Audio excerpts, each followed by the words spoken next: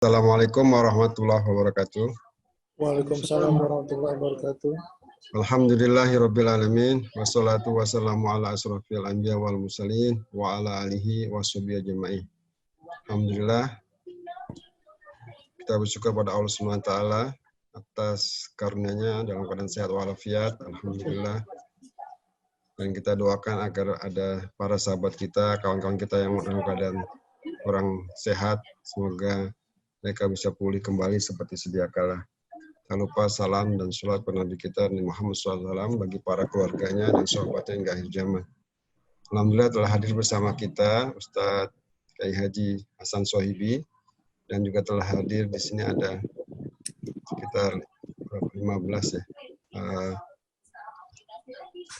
para hadirin. Sebelum kita mulai mendengarkan tafsir ayat berikutnya, mungkin ada baiknya saya review yang kemarin sudah kita mengingat kembali. Ini mau izin saya mau share screen. Kita mulai.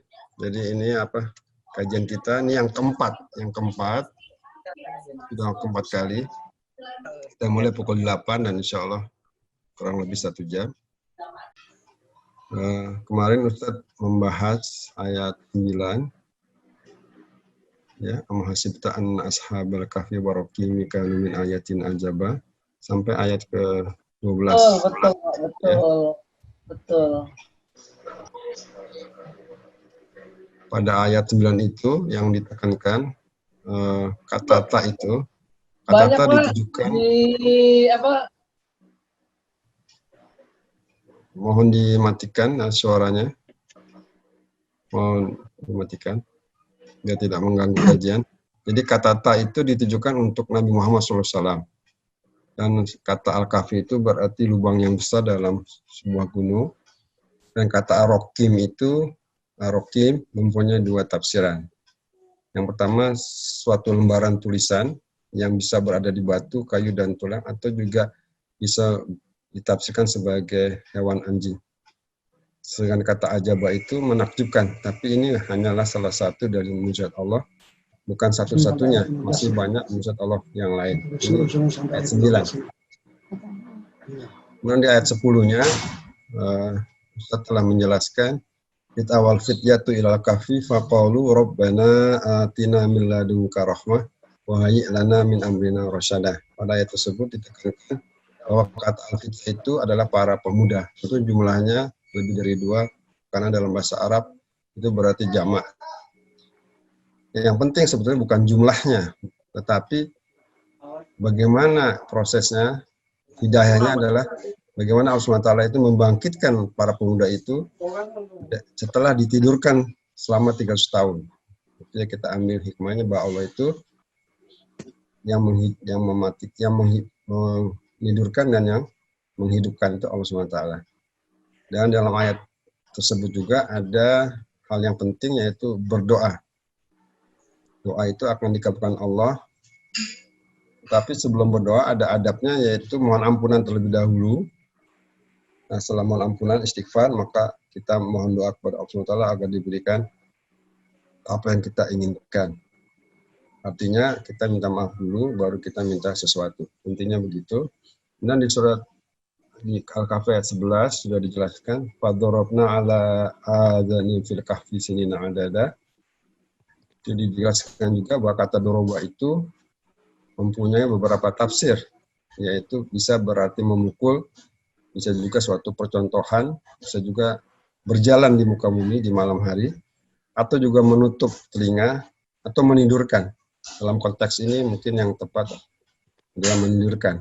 Dan kata sinina itu adalah beberapa tahun. Jadi para pemuda itu ditidurkan sekitar 300 tahun. Kemudian dibangkitkan oleh Allah SWT. Di ayat 12-nya dijelaskan, "Tsumma ba'atnahum lina'lama ayyul hizbaini aqsa liman labisu amadah." Pada ayat ini dijelaskan bahwa kata ba'asa itu bisa bermakna mengutus, bisa juga bermakna membangkitkan atau membangunkan. Dalam konteks ini adalah membangunkan. Untuk apa? Agar Allah SWT mengetahui siapa di antara kedua golongan pemuda itu yang akurat yang menghitungnya. Jadi kata iqsa itu adalah menghitung dengan rinci. Seperti halnya sensus penduduk dalam bahasa Arab, sensus penduduk itu disebut dengan ihsaiyat, jadi menghitung secara rinci. Dan kata hisab itu berarti kelompok atau golongan. Kemudian juga dijelaskan sedikit penjelasan tentang cerita Ashabul Kahfi itu. Jadi itu di masa zaman kenabian Nabi Isa alaihissalam, di zaman Romawi itu ada seorang raja yang bernama Dikianus, yang mereka itu musyrik menyembah berhala, dan bagi yang menolak itu akan dibunuh oleh raja itu. Maka terjadilah fitnah yang besar, para pemuda yang soleh dan kuat imannya menolak paham kemusyrikan itu. Walaupun diancam dibunuh, tapi mereka tetap menolak, pergi dan bersembunyi di gua. Gua itu ditutup oleh mereka, dan Allah SWT menidurkan dan mematikan mereka setelah 300 tahun. Maka para pemuda itu mencari tahu dan keluar ke gua. Kemudian Ustaz juga menjelaskan tentang munasabah ayat. Jadi terkaitan antara ayat 1 dengan ayat berikutnya. Jadi di ayat 1, Alhamdulillahillazi anzala ala bil kitaba walam yaj'al lahu iwajah. Artinya yang benar itu adalah Al-Qur'an. Al-Qur'an itu benar, tidak ada penyimpangan, tidak ada keraguan. Dan Al-Qur'an menolak terhadap paham-paham yang mengatakan bahwa adanya anak Tuhan. Dan di dalam ayat selanjutnya, wa inna ja'ilu ma'al ardi zinatallaha linabluwahum ayyuhum ahsanu amala, bahwa penciptaan benda di langit dan di bumi itu dan seisinya menjadi bukti akan kebenaran Al-Qur'an. Dan kisah Ashabul Kahfi itu memperkuat kebenaran daripada Al-Qur'an dan membenarkan, membuktikan kekuasaan Allah SWT. Dan kisah Ashabul Kahfi ini adalah mujizat Al-Qur'an, salah satu mujizat Allah SWT. Kemudian kemarin ditutup dengan mutiara ayat, yaitu kisah Ashabul Kahfi ini hanyalah salah satu mukjizat Allah SWT, bukan satu-satunya. Masih banyak lagi mukjizat Allah, dan Allah SWT itu akan mengabulkan doa pada orang-orang yang beriman yang berdoa kepada Allah SWT. Dan yang terakhir dikatakan bahwa iman yang kuat itu akan menjadi pelindung kita dari pengaruh-pengaruh lingkungan yang buruk. Demikian mutiara ayat yang kemarin, dan saya persilakan Ustadz Hasan Sobi untuk melanjutkan tafsirnya, kalau nggak salah ayat 13 sampai ayat 16. Tafadhol Ustadz, silakan. Assalamualaikum warahmatullahi wabarakatuh. Waalaikumsalam warahmatullahi wabarakatuh. Alhamdulillahi rabbil alamin. Wassalatu wassalamu ala asyrafil anbiya'i wal mursalin Sayyidina Muhammadin wa ala alihi wa ashabi ajma'in. Amma ba'du. Rabbi syrah li sadri wa yassir li amri wahlul 'uqdatam min lisani yafqahu qawli. Subhanaka la ilma lana illa ma 'allamtana innaka antal alimul hakim. Rabbana atina min ladunka rahmah wa hayyi' lana min amrina rasyada. Shadaqallahul azim wa shadaqa rasuluhun nabiyul karim. Ya, baiklah, sebelumnya saya itu sebagaimana biasa, mari kita baca suratul Fatihah terlebih dahulu. Mengambil barakah dari Al-Quran. Al-Fatihah la niyati anna Allah yaqtahu lana tual arifin wa yufaqqihuna fid din wa yarzuquna kamal ikhlas wal yakin. Jalibatan kulli khair dafiatan kulli syarr lana wa li ahbabina wa li masyayikhina wa liman hakuna alaina anna Allah yaghfiru dhunubana wa yasturu uyubana wa yuballigh maqasidana wa yaqdi hajatina wa yataqabbal da'awatina. Al-Fatihah. A'udzu billahi minasyaitonir rajim. Bismillahirrahmanirrahim. Alhamdulillahirabbil alamin. Arrahmanirrahim. Iyyaka na'budu wa iyyaka nasta'in. Ihdinas siratal mustaqim. Shiratal ladzina an'amta 'alaihim ghairil maghdubi 'alaihim waladdallin. Baik, mari saya baca ayatnya terlebih dahulu. A'udzu billahi minasyaitonir rajim. Bismillahirrahmanirrahim. Nahnu naqussu 'alaika naba'ahum bil haqq. Innahum fityatun amanu bi rabbihim wa zidnahum huda. وربطنا على قلوبهم إذ قاموا فقالوا ربنا رب السماوات والأرض لن ندعو من دونه إلها لقد قلنا إذا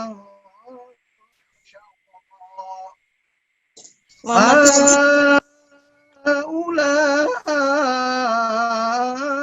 قوم اتخذوا من دونه آلهة لولا يأتون عليهم بسلطان بين فمن أظلم ممن افترى على الله كذبا صدق الله العظيم.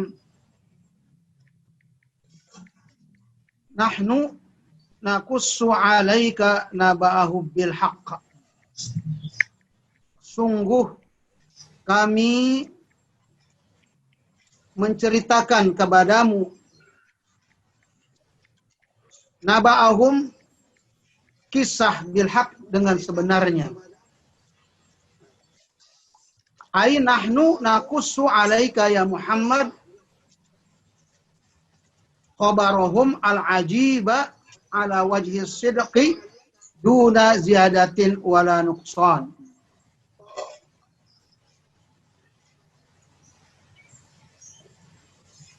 Nahnu naqussu alaika, kami menceritakan kepadamu kisah mereka dengan sebenarnya.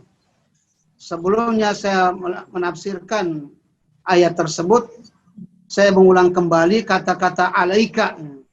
Alaika itu kepadamu, saya katakan sekali lagi, bahwa Al-Quran diturunkan kepada Nabi Muhammad SAW.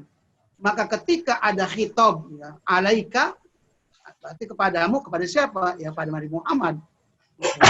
Karena itu tafsirannya nahnu naqussu alaika ya Muhammad. Nah, kan gitu. Jadi khitab selalu kepada Nabi Muhammad. Artinya orang diajak berbicara, kalau kamu, anta, itu berarti Nabi Muhammad. Engkau atau kamu. Itu kepada Nabi Muhammad. Kemudian kata-kata naba'ahum. Ya, di situ kalau menurut terjemah Departemen Agama, naba'ahum ada kisah, ya, menceritakan kisah mereka. Asal kata naba'ahum itu sama dengan kata khobar, berita. Ya, karena ini menceritakan berita, ya dikatakan kisah, ya tidak apa-apa. Artinya maknanya sama. Gitu. Tapi asli maknanya itu adalah naba itu adalah berita, sama dengan sinonimnya itu kosakatanya adalah khobar. Nah, cuman di sini ada perbedaan. Nah, di sini juga yang saya tekankan, satu tadi domir ya kepada Nabi Muhammad, yang kedua domir itu artinya kata ganti, yang kedua ada kata-kata naba'ahum. Naba'ahum yang diartikan secara tujuannya itu adalah kisah. Kemudian makna aslinya naba'ahum sinonimnya adalah khobar, berita. Nah, cuman di sini dengan kalimat naba, satu setiap kalimat dalam Al-Quran walaupun sama artinya, tapi ada penekanannya di sana, ada perbedaannya. Nah, disinilah kita untuk mengetahui asrar, sirrun min asraril Quran. Sirrun min asraril, rahasia di antara rahasia-rahasia Al-Quran. Nah, kalau khobar yang zamannya akhbar itu berita itu umum. Tapi kalau naba berita juga, tapi mengandung mana berita yang hebat. Berita yang besar. Berita yang menakjubkan. Setiap kata-kata kalimat di dalam Al-Qur'an, kalau kata ada naba itu berita, tetapi di sana tersirat kandungannya adalah berita besar, berita yang hebat atau berita yang menakjubkan. Salah satu contoh di surat An-Naba, ya kan? Abasa amma yatasaalun anin naba'il azim. Amma yatasaalun anin naba'il azim. Tentang apa yang mereka tanyakan? Anin naba'il azim, tentang naba. berita yang besar. Ditambahin pakai sifat tuh. Naba al-azim, berita yang besar. Nah, ini naba'il azim. Jadi berita yang besar. Kenapa berita yang besar dikatakan itu berita apa? Ya berita tentang hari kiamat. Tentang hari kiamat yang tidak ada berita yang terbesar. Kalau berita ya tentunya berita hari kiamat. Nah, itu berita yang besar karena satu-satunya berita hari kiamat itu. Tidak ada berita-berita di dunia ini ya yang menyamai ada cerita-cerita tentang hari kiamat kecuali hari kiamat yang dipercayai oleh umat Islam. Nah, itu tentang nanti ada kebangkitan dan segala macam. Jadi naba adalah berita tetapi mengandung makna berita besar ya. Contohnya itu di surat An-Naba yaitu amma yatasaalun anin naba'il azim. Karena memberitakan tentang hari kiamat yang hebat.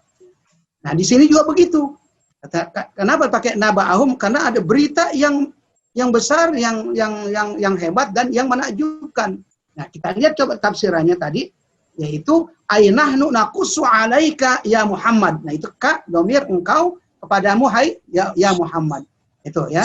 Kemudian khobarohum al-ajiba. Nah, itu ada ajib kalimat di situ.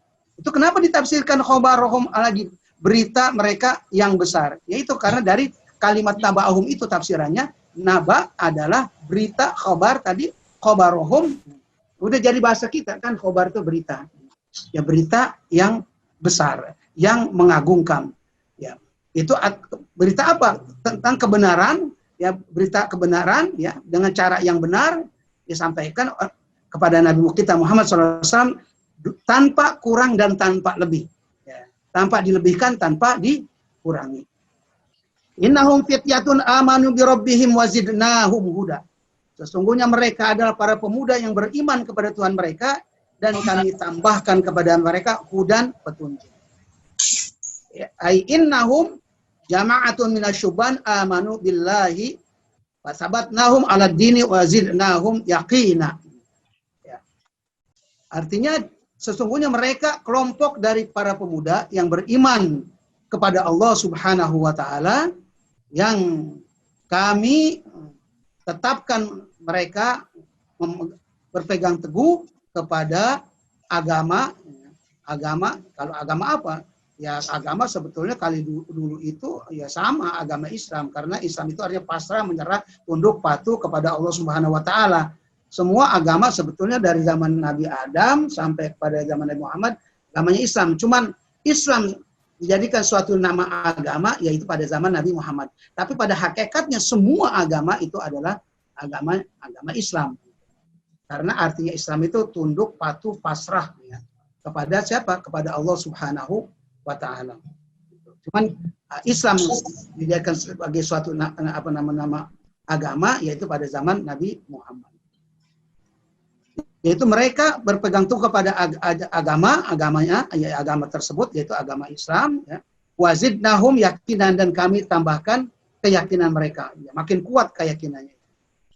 Warabatna ala qulubihim, dan kami kuatkan ada hati mereka.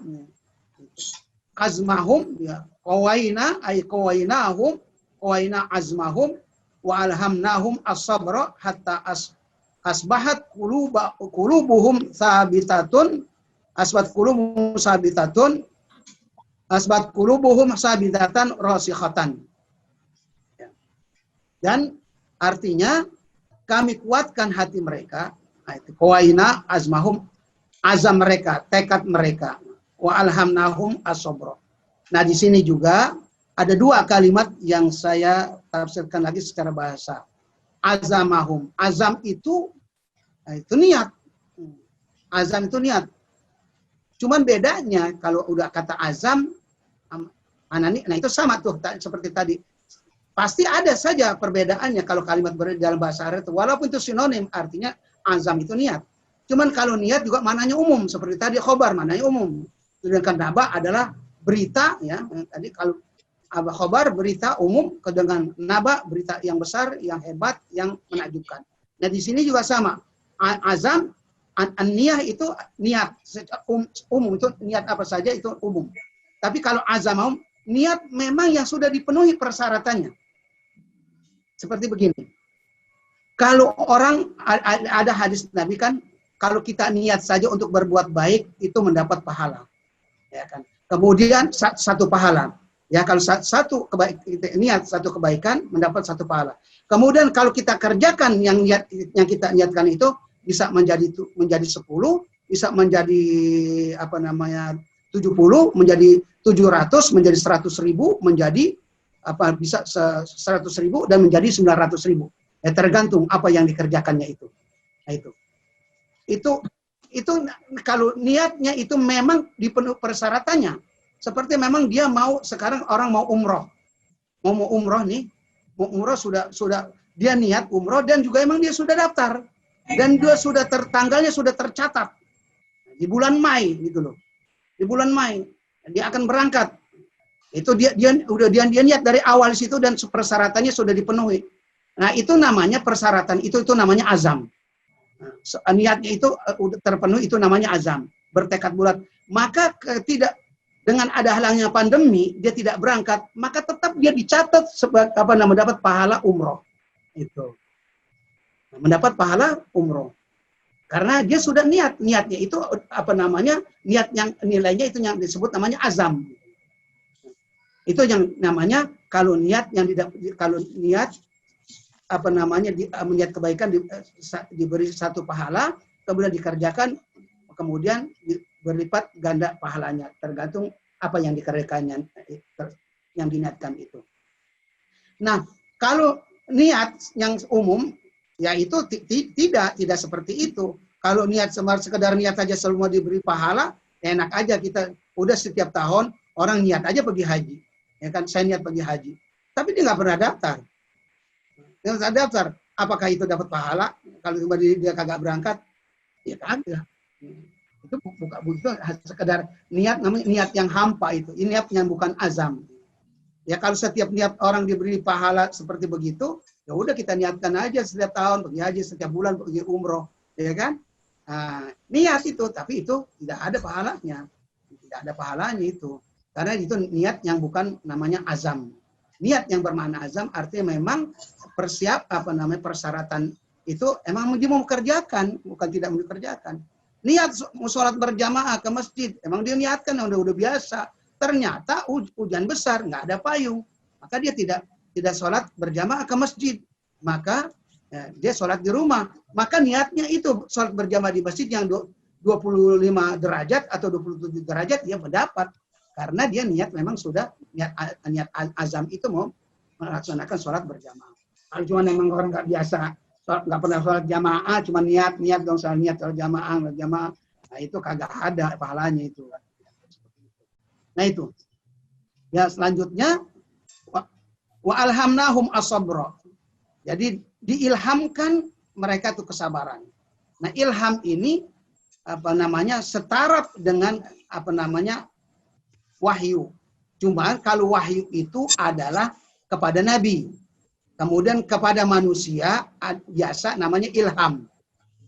Ya, seperti Nabi Ibu Siti Maryam, ya kan?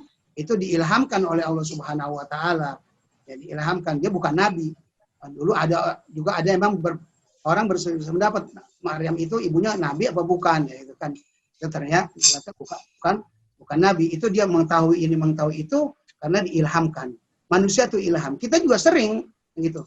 Kita merasa, aduh saya pengen pergi ke rumah sakit, kayaknya ke Mekah, kayaknya di sana ada perasaan pengen ketemu seseorang, kayaknya kayak dia di sana. Ternyata begitu kita pergi ke rumah sakit itu benar orang itu ada di situ. Nah itu namanya ilham. Namanya goriza, insting. Binatang-binatang itu dia goriza, bukannya wahyu. Seperti wauha ilan nahli anit takhidhi, ya, buyutan. Saya wahyukan itu. Kalimat letterlaknya itu auha, ya saya wahyukan. Tapi wahyu bimana al-gariza, insting, ya, naluri. Itu yang membuat rumah. Seperti binatang. Kalau anaknya ada di bawahnya, di selangkangannya, dia angkat kakinya takut keinjak. Itu karena rahmat Allah Subhanahu wa taala yang ditanamkan kepada binatang. Itu juga namanya goriza, insting. Dia angkat kakinya takut keinjak anaknya. insting. Nah, kalau manusia biasa itu namanya ilham. Jadi dia diilhamkan oleh Allah Subhanahu wa taala harus sabar. Dan dia memang diberikan kesabaran oleh Allah Subhanahu wa taala. Hatta asbahat qulubuhum sabitatan rasikhatan, sehingga hati mereka itu kokoh, kuat ya. Kemudian dia mantap dalam keimanannya, bangga ya, mantap dalam kebenaran, kemudian bangga dengan keimanannya. Itu qamu faqalu rabbuna rabbus samawati wal ardh. Ingatlah ketika mereka berdiri. Itu siapa? Para pemuda berdiri ya. Kemudian berdiri kepada siapa? Di hadapan raja itu. Faqalu, mereka berkata, Rabbuna rabbus samawati wal ardh. Ya, Tuhan kami adalah Tuhan samawat, itu jamak banyak ya. Berarti 7 lapis langit, Tuhan 7 lapis langit, wal ardh, dan 7 lapis bumi. Lan nad'uwa min dunihi ilahan laqad qulna idzan syatata. Kami tidak menyembah ya, tidak menyembah dari Tuhan selainnya Allah.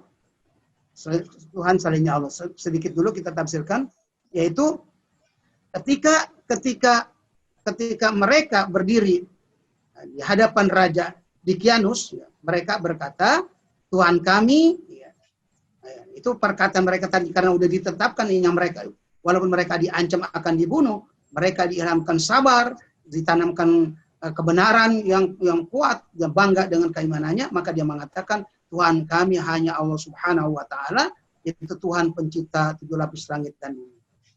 Penafsirannya, hina qamu baina yadil malik al-kafir al-jabbar min ghairi mubalat faqalu rabbana wa khaliqus samawati wal ard la ma tad'una ilaihi min ibadatil awsan wal asnam. Artinya ketika mereka berdiri di hadapan raja yang kafir, yang diktator, dia tidak peduli itu sama raja itu, walaupun diktator, walaupun dia mau diancam dibunuh, tetap mereka mengucapkan Tuhan kami adalah Tuhan pencipta 7 lapis langit dan bumi. Bukan Tuhan yang mereka seru atau yang mereka ajak kami untuk menyembahnya, yaitu menyembah patung berhala. Lan nad'u min dunihi ilahan ay lan nusyrika ma'ahu ghairahu fa huwa wahidun bila syarik. Kami tidak menyembah Tuhan selainnya, yaitu selain Allah. Penafsirannya adalah lan nusyrika ma'ahu ghairahu. Kami tidak menyekutukan bersama Allah selainnya Tuhan yang lain. Bahwa maka Allah dia wahidun, satu, bila syarik, tidak ada, maka tidak ada sekutunya. Nah, di sini lagi ada rahasia Al-Qur'an lagi, kata-kata lan. Ya, dalam arti tadi kalau di situ ya, dan kami teguhkan dan selanjutnya apa dia sungguh kami tidak, ya kayak hanya tidak saja, kami tidak menyembah ya. Kata itu lan. Nah, banyak huruf nafi itu yang maknanya negatif seperti lan, lam, la, ma, ya, min, banyak sekali maknanya artinya tidak. Nah, tapi di sini ada juga ada kandungan makna rahasia Al-Qur'an itu dari segi bahasa. Lan itu kalau bahasa Arabnya itu adalah disebut namanya harfu nasbin, wa nafin, kemudian wastiqbalin, wa taukidin, wa ta'bidin. Wa ta'bidin. Ini termasuk juga huruf taukid. Jadi lan dikatakan harfu nasab. Nasab itu artinya mengharokatkan isim yang ada di depannya menjadi fathah atau fi'il menjadi fathah. Ya, fi'il ya di situ fi'il itu menjadi harokatnya fathah. Itu lan nad'u, asalnya nad'u. Kemasukan huruf lan jadi lan nad'u. Kemudian maknanya tadi saya katakan nafi, artinya tidak. Maknanya nafi, mana negatif, tidak. Kemudian yang itu sama itu ditafsirkan di Al-Qur'an juga artinya tidak. Nah, barisnya juga seperti itu. Nah, cuma di situ ada ya, makna yang terkandung selainnya itu adalah makna wastiqbalin, untuk masa yang akan datang. Jadi lan nad'uwa, jadi sampai kami tidak menyembah ya. Tidak menyembah sampai kapan? Itu masa yang akan datang, dari sekarang sampai yang akan datang. Jadi masuk kepada kata kerja, kata verb, yaitu yang apa namanya, present tense continuous. Jadi masih yang lil hal wal istiqbal, nama bahasa Arab itu lil hal wal istiqbal. Jadi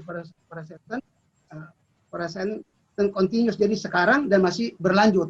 Jadi tidak menyembah sampai kapan? Ya sampai selanjutnya. Nah, selanjutnya sampai kapan di situ? Ada namanya disebut lagi arti lan di situ harfu taukid. Taukid itu benar-benar. Jadi benar-benar sampai kapanpun kamu wa ta'bidin. Nah, ta'bidin selama-lamanya. Nah, jadi huruf nasab, huruf nafi, kemudian huruf taukid dan huruf ta'bid. Artinya untuk abadan. Ta'bid udah jadi bahasa Indonesia itu abadan abidin ya, untuk selama-lamanya. Jadi artinya benar-benar sungguh-sungguh sama sekali kami tidak menyembah ya, Tuhan selainnya Allah. Sampai kapan? Ya sampai selanjutnya. Benar-benar sungguh. Jadi ada kata-kata di situ ada untuk selama-lamanya. Ya, jadi ada maknanya di situ ada 4 ya, ada 5 ya. Jadi huruf nasab, huruf nafi, huruf istiqbal, kemudian taukid dan ta'bid. Taukid dan ta'bid. Jadi selama-lamanya. Jadi sama sekali itu ucapan pemuda itulah. Jadi sesuai dengan ada komparatifnya, ada korelasinya dengan kata-kata tadi, diilhamkan dengan kesabaran, diteguhkan keimanannya, dikuatkan keyakinannya, dan bangga dengan keimanannya, maka dia juga dengan ucapannya itu, dengan kata-kata lan nad'uwa, benar-benar sungguh-sungguh sampai kapanpun saya tidak akan menyembah Tuhan selainnya Allah Subhanahu wa Ta'ala. Itu rahasia daripada huruf lan. Nah, kemudian selanjutnya apa yang maksudnya yang tidak disembah, mereka mengatakan itu faqulu rabbana huwa khaliqu wal mala yang tadi itu lan nusyrika ma'ahu wahidu fala syarik lan nad'u min dunihi ilahan. Jadi sama sekali kami tidak mau menyekutukan bersama Tuhan yang lain ya selainnya Allah Subhanahu wa taala, karena Tuhan itu adalah satu, tidak ada sekutu baginya. Laqad qulna idzan syatata. Laqad qulna, sungguh kalau kami, ya ada makna tersimpan di situ dalam tafsirannya, sungguh apabila kami melakukan itu, artinya mengikut apa seruan mereka, qulna pasti kami mengatakan kalau begitu, izan kalau begitu kami, qulna syatata, kami mengatakan satu perkataan yang jauh dari kebenaran. Jauh dari kebenaran. Bukan lagi benar, bukan lagi dekat, jauh dari kebenaran, dekat aja kagak gitu. Dekat aja lagi tidak. Dekat saja tidak. Jadi lain abadna ghairahu nakuna qad tajawazna al-haqqa wa hudna anis shawab wa afratna fi dzulmi wad dhalal. Arti jika kami menyembah selain Allah Subhanahu wa taala berarti kami telah melampaui batas dan kami menyimpang dari kebenaran, dan kami berarti berlebih-lebihan dari perbuatan zalim dan kesesatan. Haula'i qaumun takhadhu min duni aliha. Mereka itu, kata si pemuda ini, kaum kami yang mana mereka menjadikan sesembahan itu Tuhan selain Allah Subhanahu wa taala. Ai haula'i ahli baladina abadul asnama. Haula'i ahlu baladina abadul asnama taqlidan min ghairi hujjatin. Artinya mereka itu penduduk kampung kami, negeri kami, mereka menyembah patung berhala hanya taklid. Taklid itu jadi bahasa Indonesia tuh. Taklid ikut-ikutan saja. Ya ikut-ikutan nenek moyang mereka tanpa ada argumentasi yang benar ya. Laula ya'tuna 'alaihim bisultanin bayyin. Maka saat mereka itu kenapa tidak mendatangkan argumentasi ya, bukti ya, yang jelas ya. Argumentasi yang jelas, apa alasannya mereka menyembah selainnya Allah Subhanahu wa taala. Oleh karena itu tafsiran juga halayatuna ala ibadatim laha biburhanin zahir. Kenapa mereka tidak mendatangkan hujjah, argumentasi yang akurat, yang jelas ya, terhadap peribadatan mereka. Ya. Di sini ada kalimat laula ditafsirkan at-ta'jiz. Laula. Kenapa mereka tidak mendatangkan at-ta'jiz? Artinya lemah. Mereka tidak mampu.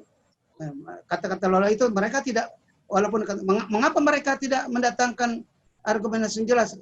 Itu sudah menunjukkan mereka itu memang tidak mampu. Jadi kalimat laula dalam bahasa Arab itu namanya ditafsirkan itu at-ta'jiz, kelemahan. Mereka itu lemah, tidak bisa mendatangkan argumentasi yang jelas. Ka'annahum qalu innahum la yastati'una ayatu bi hujjatin zahiratin ala ibadatihim lil asnam fahum idzan kadhibatun ala Allah.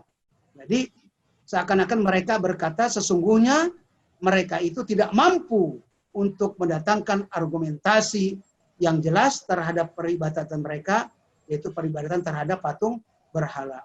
Maka kalau begitu mereka hanya dusta saja terhadap Allah Subhanahu wa Ta'ala. Ya, berapa menit lagi kita selesaikan ya sampai ayat selanjutnya. Waman adzlamu mimman iftara 'ala Allahi kadziba. Maka siapakah yang lebih zalim? Azlam itu af'alul tafdhil, namanya af'alul tafdhil yang artinya makna lebih ya lebih, seperti akbar, Allahu akbar, Allah lebih besar, artinya maha besar. Waman adzlamu, maka siapakah yang lebih zalim? Ya, siapakah yang lebih zalim di antara orang yang berbuat dusta ya, yang berbuat dusta terhadap Allah Subhanahu wa Ta'ala. Maka tafsirannya istifhamun bimana nafi, istifham bimana nafi, artinya makna nafi itu tadi ya, saya telah jelaskan, nafi itu artinya negatif, artinya la ahada azlamu mimman kadzaba 'ala Allahi binisbati syariki ilaihi ta'ala. Artinya tidak ada orang yang lebih zalim daripada orang yang berdusta terhadap Allah Subhanahu wa Ta'ala, yaitu mengatakan Allah Subhanahu wa Ta'ala mempunyai sekutu. Artinya ada Tuhan selain Allah Subhanahu wa Ta'ala. Ya, itu saja barangkali tafsiran yang dapat saya sampaikan. Ya, kemudian saya teruskan kemarin mengulang mutiara ayat, yaitu ayat berikutnya, ini mutiaranya.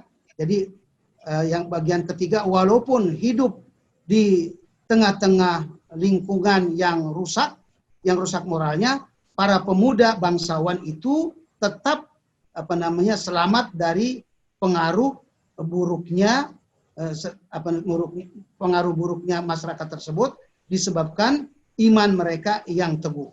Kemudian yang keempat, berkat hidayah Allah Subhanahu wa Ta'ala, mereka memilih dengan tepat gua itu untuk tempat berlindung, di mana persyaratan gua itu, persyaratan kesehatan dan keamanan cukup terpenuhi. Nah, di sini ada kata-kata dari tafsir Bayan itu menjelaskan seperti itu, yaitu persyaratan masuk gua itu persyaratan satu, kesehatan dan keamanan. Nah, ini sesuai barangkali dengan situasi dan kondisi kita sekarang, Dok. Ya, masa COVID-19 ini. Ya, kalau di luar memang keamanannya tidak terjamin, di luar kesehatan juga tidak terjamin, ya kita at home, tinggal di rumah kan, gitu. Nah, ini juga gitu. Di luar, kalau memang di luar gua dia akan terancam keamanannya, ya kan, terancam kesehatannya, maka gua itulah ada pilihan yang tepat. Dan itu diridhoi oleh Allah Subhanahu wa Ta'ala. Tadi diperintah fa'wu ilal kahfi, maka hendaknya kamu pilih tempat berlindung di dalam gua. Karena di dalam gua itu terjamin keamanan dan kesehatannya. Sesuai juga kalau kita hubungkan dengan situasi dan kondisi sekarang ini, barangkali kalau kita menghubungkan seperti itu, ya kita disuruh tinggal di rumah, ya, yaitu karena kalau di luar kita tidak terjamin keamanan kita, tidak terjamin kesehatan kita, ya sudah kita tinggal di rumah. Itu barangkali yang dapat saya sampaikan. Mudah-mudahan apa yang saya sampaikan tidak terlalu cepat lagi. Kemudian ada pertanyaan di WA itu, syatoto itu.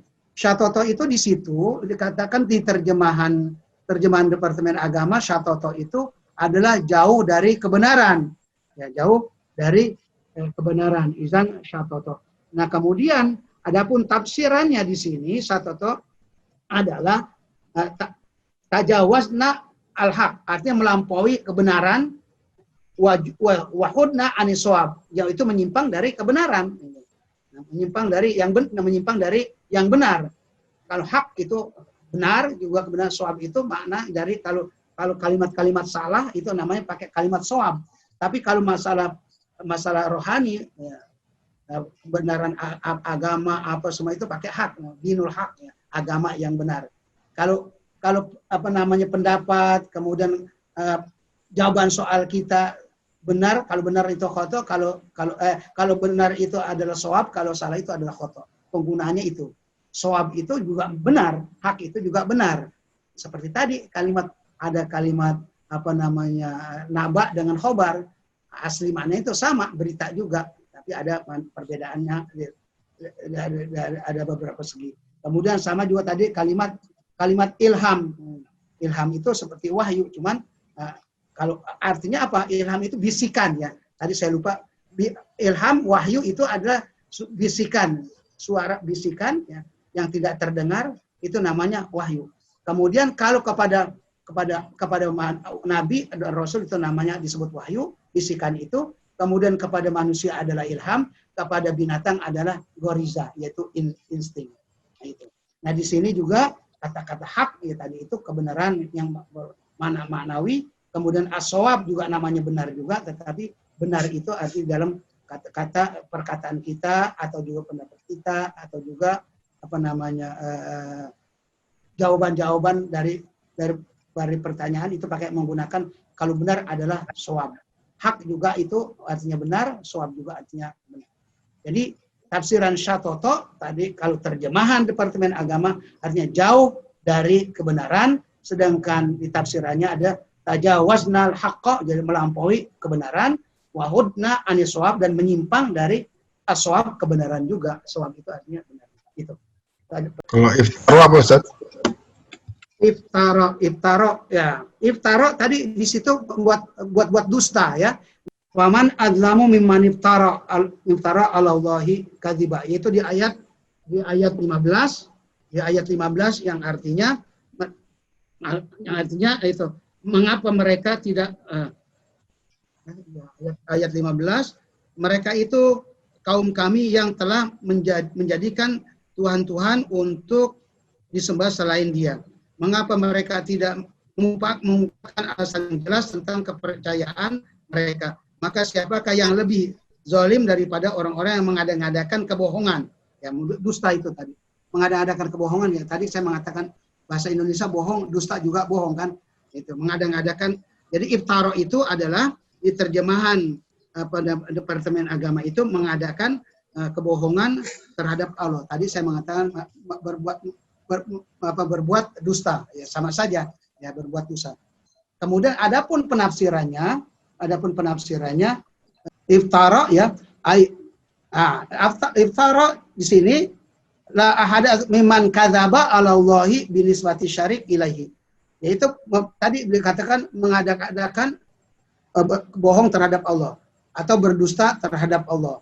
Maka penafsirannya juga di sini mimman kadzaba 'ala Allahi, yaitu orang yang berdusta terhadap Allah. Ya, berdusta terhadap Allah apa? Karena Allah dikatakan mempunyai sekutu. Itu tafsirannya. Tafsiran daripada iftara. Itu ada dua pertanyaan seperti itu, Dok. Baik, terima kasih Ustadz Hasan. Saya stop screen-nya. Jadi Dr. Prita komentarnya, wahyu diturunkan untuk nabi, ilham untuk manusia, pada umumnya insting itu untuk hewan. Ya, ini dari Dr. Prita. Naluri, ya. Insting naluri, atau naluri, ya. Ya sama ya, Dok. Insting sama naluri sama, ya. Ya. Kemudian ada komen atau mungkin klarifikasi dari Dr. Bambang Edi dari Yogyakarta.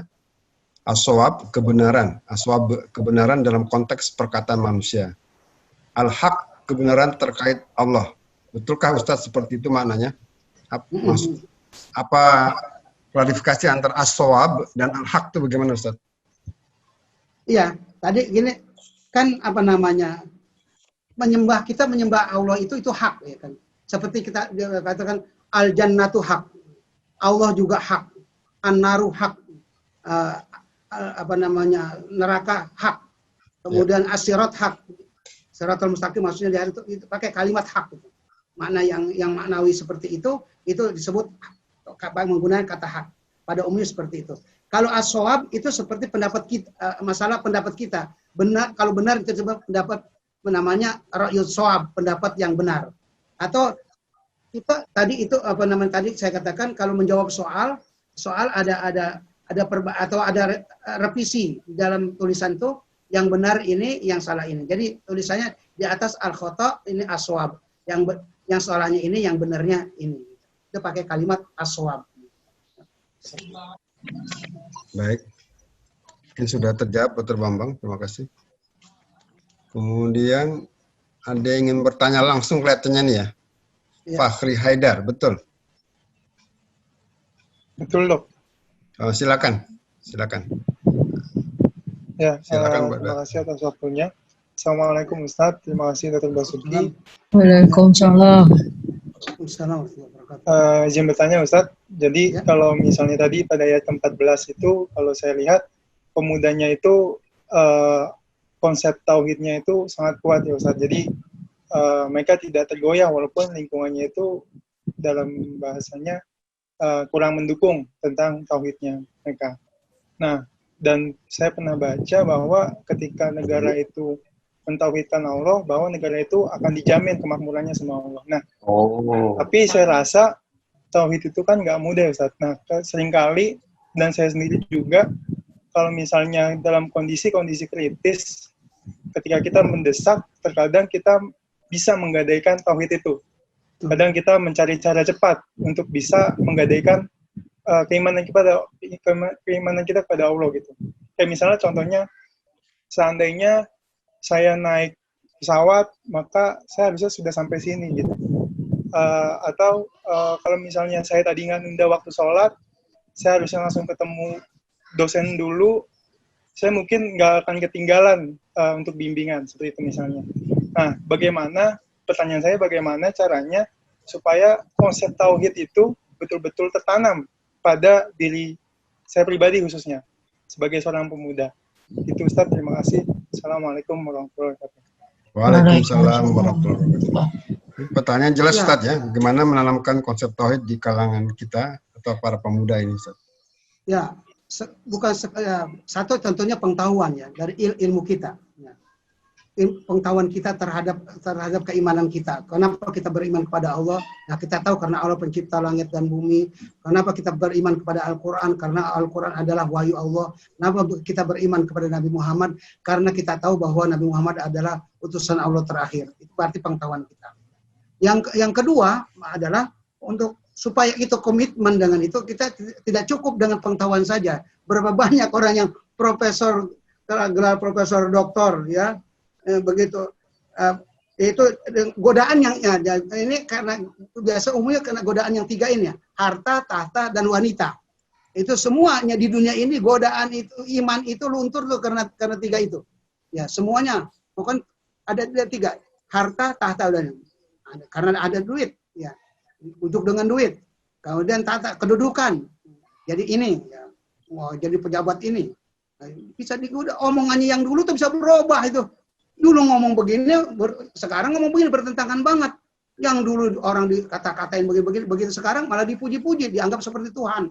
Itu tuh nggak cukup kalau bicara. Saya nggak perlu sebut orangnya deh ya. Ya kita tahu lah. Berdoa dengan Al-Quran, pakai sorban gede apa begitu jabatan lain lagi omongannya itu loh. Jadi ilmu itu tidak menjamin untuk akidah itu kuat. Ya, karena dengan godaan yang terbesar di dunia ini ada tiga itu, harta, tahta, dan wanita. Harta, tahu, uang, dunia, tahta, kedudukan, wanita, karena wanita ya, karena bujukan wanita. Nah, kemudian untuk itu apa yang kita harus lakukan? Kemudian kita asah terus, ibarat pisau itu, kita asah terus keimanan kita itu dengan mudawamah melakukan apa yang kita percayai. Kalau bahwa Allah itu esa, Allah ada, Allah pencipta langit dan bumi, kemudian dia menurunkan syariatnya, kemudian syariat itu saya harus percaya dengan Al-Quran. Maka Qurannya juga harus dibaca, kemudian juga kita diperintahkan sholat, ya sholatnya juga kita harus laksanakan, ya kan? Kalau kita memang betul-betul Allah itu ada dan penguasa tunggal, ya kita nggak akan goyang iman kita. Ya apa coba? Apa perintah Allah, apa larangan Allah? Yang harus kita komitmen dengan itu, ya kan? Nah, kemudian tidak kurang pentingnya adalah doa. Doa itu dan juga barangkali kita jangan tinggalkan doa Allahumma arinal haqqa haqqan warzuqna tiba'ah wa arinal batila batilan warzuqna tinabah. Itu. Ya, lo ini dibujuk dengan duit, dengan kedudukan apa? Kita dengan doa itu, insya Allah Allah tunjukkan kita. Mudah amat kita doa itu. Di samping kita mengerjakan komitmen apa yang kita imani, ya, kemudian kita iringi dengan doa itu tuh. Allahumma arinal haqqa haqqan warzuqna tiba'ah wa arinal batila batilan warzuqna tinabah. Ya Allah, perlihatkan kami yang hak itu hak, maka berikanlah kami kekuatan untuk melaksanakannya, mengikutinya.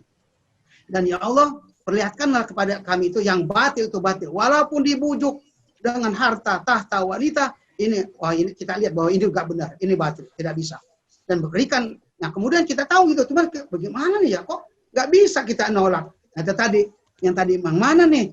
Nah, ini mengikuti musolat jamaah, panggilan dosen tadi. Ya, tapi kalau memang masih itu masalah jamaah umpama sunnah, sedangkan ini kalau kita tinggalkan luput sama sekali, ya tidak apa-apa kita ikuti panggilan dosen dulu, kita hanya tidak berjamaah karena berjamaah itu adalah sunnah. Tapi sholatnya kan kita tidak tinggal. Kalau kita tinggalkan ini akan hilang semuanya, kita tidak dapatkan, maka ikuti itu. Gitu. Sama seperti orang mau menyembah Hajarul Aswad. Hajarul Aswad itu adalah cuma sunnah. Nah, kemudian kalau kita berdasarkan ikut orang itu menzolimi orang, itu wajib. Maka kita tinggalkan tidak menyembah Hajarul Aswad itu. Tidak apa-apa. Gitu. Nah itu tadi untuk memperkuatnya apa? Insya Allah memperkuatnya itu adalah dengan doa. Kita tahu emang itu tadi, makanya tidak cukup itu kita tahu itu batil ini, tapi kita kok nggak kuat kayak ini terbujuk. Yaitu ya kepada siapa lagi kita meminta selainnya kepada Allah Subhanahu Wa Taala. Makanya doa itu juga jangan ditinggal juga tuh doa yang doa Rabbana atina min ladunka rahmah wa hayyi lana min amrina rasyada. Nah, itu juga bagus juga itu ya, untuk memperkuat keimanan kita karena itu diberikan rahmat, petunjuk ke jalan yang benar. Amrina rasyada. Ya, itu barangkali yang saya jawab. Jadi alhamdulillah kita telah mendengarkan tafsir surat Al-Kahfi dari ayat 12 ya, 13, 14 dan 15 ya. Mudah-mudahan itu menambah iman kita dekat kepada Allah Subhanahu wa taala, dan semakin kita belajar, kita semakin menemukan keagungan daripada ayat Allah Subhanahu wa taala. Padahal kita setiap hari membaca ayat Al-Qur'an, tapi setiap kita mendengarkan tafsir, selalu ada yang baru, selalu ada yang memberikan inspirasi buat kita. Mudah-mudahan kajian kita memberikan inspirasi, motivasi buat kita agar kita tetap teguh beriman, walaupun kondisi lingkungan kita itu sangat buruk, ya kita tetap beriman. Dan tadi pesan Ustadz masuk goa untuk supaya keamanan dan kesehatan. Jadi kalau memang tidak aman ya kita di rumah aja, stay at home, dan untuk menjaga juga kesehatan diri kita. Baik, mungkin cukup Ustadz kita akhiri. Sebelum kita tutup, kita mohon doa dari Ustadz. Tafadhol Ustadz untuk memimpin doa. Astaghfirullahaladzim, astaghfirullahaladzim, astaghfirullahaladzim, lakal hamdu maulana ya ma'bud. Allahumma sholli wa sallim ala sayyidina Muhammadin fil awwalin wa sholli wa sallim ala sayyidina Muhammadin fil akhirin wa sholli wa sallim wa rahmatullahi tabaraka wa ta'ala min kulli sahabati rasulih ajma'in. Alhamdulillah rabbil alamin, hamdan yuwafi ni'amahu wa yukafi mazida. Ya Rabbana lakal hamdu kama yanbaghi li jalali wajhikal karim wa 'azimi sultanik. Amin. Allahumma lana wa liwalidayna warhamna warhamhuma kama rabbayana shighara. ولجميع المسلمين والمسلمات والمؤمنين والمؤمنات الأحياء منهم والأموات إنك سميع قريب مجيب الدعوات ويا قاضي الحاجات ويا كافي المهمات ارفع لهم الدرجات وضاعف لهم الحسنات وكفر عنهم السيئات وادخلهم الجنة مع الآباء والأولياء والأمهات. ربنا هب لنا من أزواجنا وذرياتنا قرة أعين واجعلنا للمتقين إماما. Rabbana atina min ladunka rahmah wa hayyi' lana min amrina rasyada. Allahumma arinal haqqa haqqan warzuqna tiba'ah wa arinal batila batilan warzuqna ijtinabah. Allahumma habib ilainal iman wa zayyinhu fi qulubina wa karih ilainal kufra wal fusuqa wal isyan waj'alna minar rasyidin. Allahumma dfa'na al bala wal waba wal ghala wal fahsya wal munkar wal fitan wal mihan ma dhahar minha wa ma batan. Allahumma inna na'udzubika minal junun wal juzam wal baras wa sayyi'il asqam. Allahumma inna na'udzubika min corona wa ab'idhu anna waghfir lana warhamna wa anta arhamur rahimin. Rabbana atina fid dunya hasanah wa fil akhirati hasanah wa qina adzaban nar wa adkhilnal jannata ma'al abrar. Ya Aziz, Ya Ghaffar, Ya Sattar, Ya Qahar, Ya Jabbar, Ya Rabbal Alamin. Wa sallallahu ala khalqihi sayyidina Muhammadin nabil ummi wa ala alihi wa sahbihi wa sallam. Subhana rabbika rabbil izzati amma yasifun wa salamun alal mursalin walhamdulillahi rabbil alamin. Jazakumullah khairan katsiran kepada Ustadz, kepada para hadirin sekalian yang telah memberikan kesempatan waktu untuk mendengarkan kajian ini.